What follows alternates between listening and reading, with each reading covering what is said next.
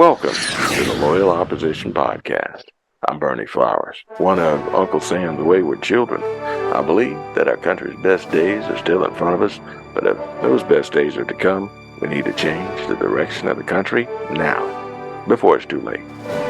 I intend to talk about important topics every week in hopes of helping to improve our country and our way of life. Please like, share, and subscribe. Let's get started. Our guest for episode 61 is Mr. Anthony Rader. He's the host of the Politically Unhinged podcast and is a young conservative fighting for the constitutional rights of the American people.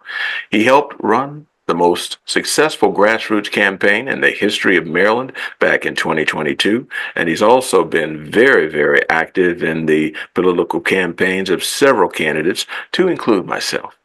After the election, Tony started his own podcast called the Politically Unhinged podcast, covering stories that the national media just won't cover. From there, he has become a voice in the conservative movement in this area by speaking out on unconstitutional bills and telling people about things that they believe to be corrupt and things that they don't support.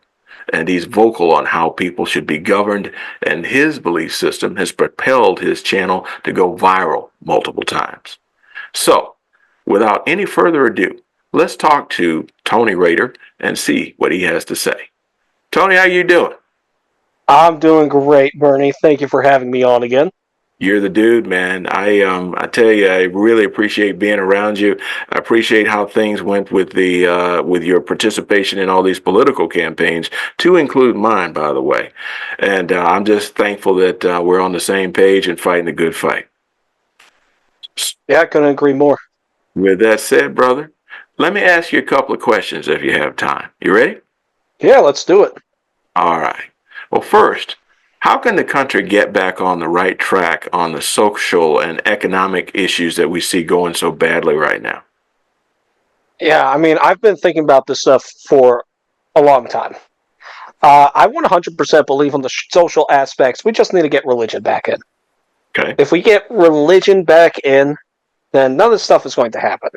And we've replaced religion with secularism in this country, and secularism is just not good whatsoever. But the thing is that as humans, we need to go ahead and worship something. And we're looking at these people that like support, let's say, like Pride Month, BLM, big government, stuff like that. They go ahead, they take God out of the equation, and they're worshiping the government. And that's how we go ahead and we fix the social aspects. Just getting God back into our lives.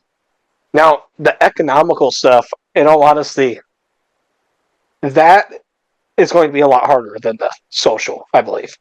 Now, the economical stuff, I believe that what we need to go ahead and do, one, re-elect President Trump easily, but what we need to do is that we need to continue these avenues that have been shown to actually work, because the Trump economic policies are the same ones that Reagan has implemented, and they worked for years on end. They're true economic policies.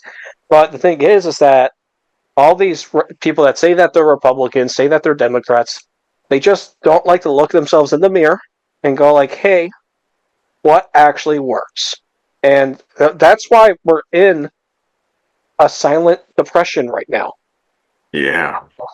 I tell you, if I'm not mistaken, we're over $35 trillion in debt, and I don't think people understand that, and the ramifications. We'll never be able to pay that off, and we're just piling debt and devaluing our economy, and I just don't see any way out of it unless we do a total reversal.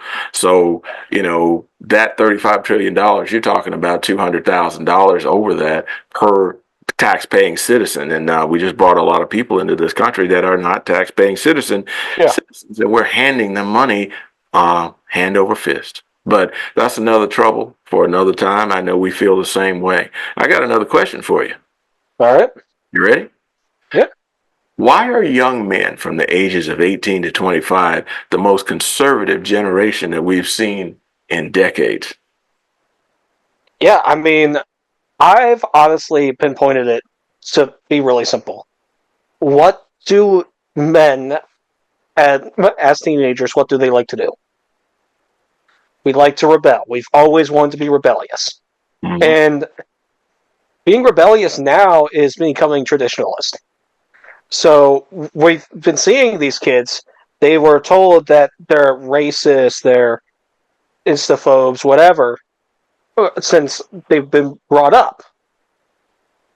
And that's why these kids are more conservative now. We're looking at the frat boys now. They are honestly, they're the heart and soul of the country right now. I believe. I believe so. Yeah, those guys down at the University of North Carolina, they stood up. I was quite proud of them. Yeah, was it also the University of North Carolina where someone started a GoFundMe for them? Yeah. And said, "Let's throw a Rager for them." Yes. And, absolutely. Absolutely the right track. Yeah, and then I also have to give it to these red pill podcasters. As much as I disagree with them, saying that men have to have multiple lovers, I don't believe in that. But I believe in the sanctity of marriage. But I do agree with a lot of the stuff that they do say. Like, they got the diagnosis right, but their cure is wrong. And I think what a lot of these young men see in these people are going ahead, they're like, hey, they're speaking what I've been saying my entire life, what I've been trying to go ahead and tell people that, no, this is not how it's supposed to go. No. Oh, and I leave it to Andrew Tate to actually going ahead and helping young men actually realize this stuff. There you go. There you go. Got another question for you. You ready? All right. Yep. It's coming quick, man. What can voters do on the local level to stop the indoctrination coming from the left? All this DEI stuff. Oh my. So much. Everything starts with the school system, I believe. Agreed. So, one, you try to get the right people voted in, and that's what we're going to say. But even if you don't, you go to these school board meetings.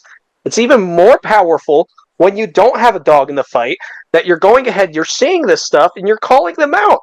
I'm going to go to a school board meeting as soon as I have the time to go to one and tell them what the heck is going on here. Here in Howard County, and people that might not know because we're all national, you and me both. My brother's a teacher, and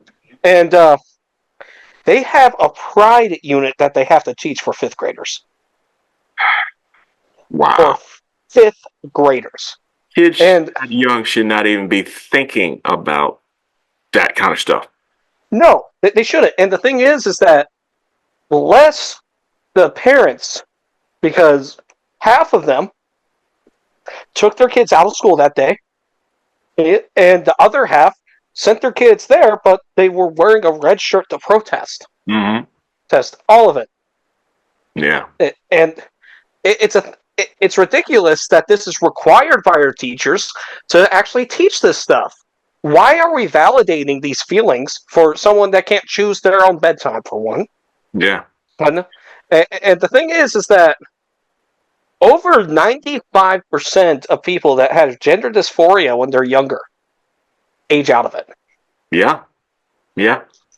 And if you're of that 5%, seek help.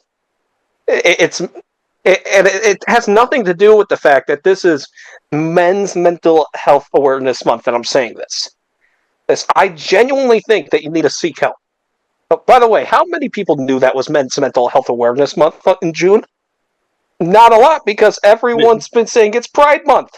I didn't know, and I didn't know we had such a thing, but I'm glad that we do. Yeah.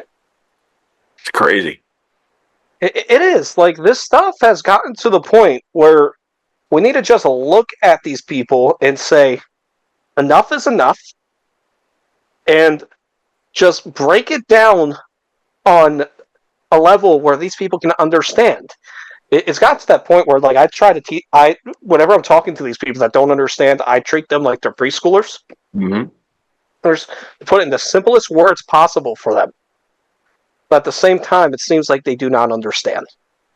And it's infuriating that they've decided to groom the children. That's what it boils down to, is grooming.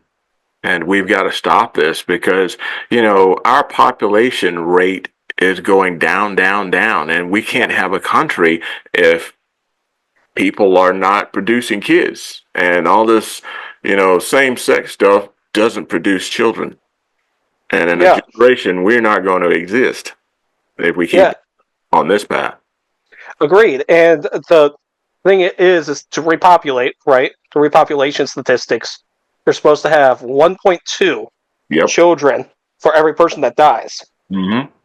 We're below that. We're at 0.8 children Yeah. getting born. Most of Western civilization is below that. And so I watch those statistics across, and it just seems that there is a concerted effort across Western civilization to change our way of living. And I don't think that's a good thing. It's not. And this is why I 100% support President Trump saying in, what was it? I think it was 2022, 2023, when I went to CPAC. Mm-hmm. In his speech, he said that he would pass another bill that would give you money for having children. And he's like, I want to go ahead and make another baby boom. If that's what it has to take, let's do it.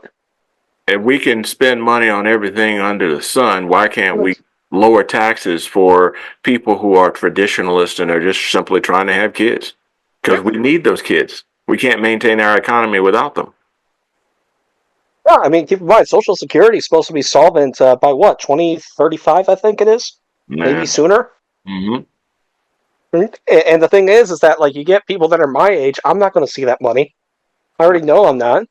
But, and the thing is that they're so scared of talking about wanting to restructure Social Security when you need to. Social Security wasn't supposed to be a permanent thing. No, it wasn't. And I already have a way that you can restructure it. And it's going to cost you a lot less money. Oh, yeah. Elaborate. Talk to us. Yeah. When someone's born, you make them a high yield savings account. Okay. And you put $500 in. Mm-hmm. So the government's just putting $500 in that high yield savings account, and it's building up for 65 years. Yeah, that would generate a good bit of money. That's all you need to do, but we've gone ahead. We told these people that you have to work every single day of your life for, and you're paying into Social Security. But the thing is that even the money that you pay into for Social Security, you're seeing a fraction of it anyway. This way, you're going to get all that money back. You're going to see all that money. And I've already said that the high yield savings account. So what if the person dies before they retire? Well, that money goes back to the government. But after the people use the, do like the funeral arrangements, stuff like that, the money goes back into the government. Mm-hmm. And so thus it helps pay off the national debt. You can do that for so far less than what we've been spending on. And it's honestly insane that we haven't been doing it. Sounds like a good plan. We need to get that out there. Maybe some people in power will adopt that and make it reality. I'd like to see it. They need to. Social Security is not designed for what it's being used for, and it's not going to last. No, it's not going to last another decade. There you go. Hey, man, how can people reach you if they need to get a hold of you? I'm politically unhinged on all platforms. I actually now have a Patreon, and you can find me on there. Mm-hmm. It's a $3 a month subscription service, but what you get is that you get the content 24 hours in advance that I would be posting on my social media, and once I have enough people paying into it, you'll get an additional 30 minutes to an hour of the actual podcast. Outstanding. Well, I tell you what, I appreciate talking to you. You're just an interesting guy, and I'm always learning stuff from you, even though I'm old enough to be your dad. So it's kind of cool, man. It's always fun to have you on the program, and proud to have you as a friend. So I don't want to hold you up too long. I just want to go ahead and let you know that I'm hoping to have you back on the program sometime soon. And let's just keep up the fight because we got a lot of things that need to be fixed. And if we don't get off our arses and make it happen, it ain't going to happen. It's all on us. Yeah, it's we just got to keep on that battle.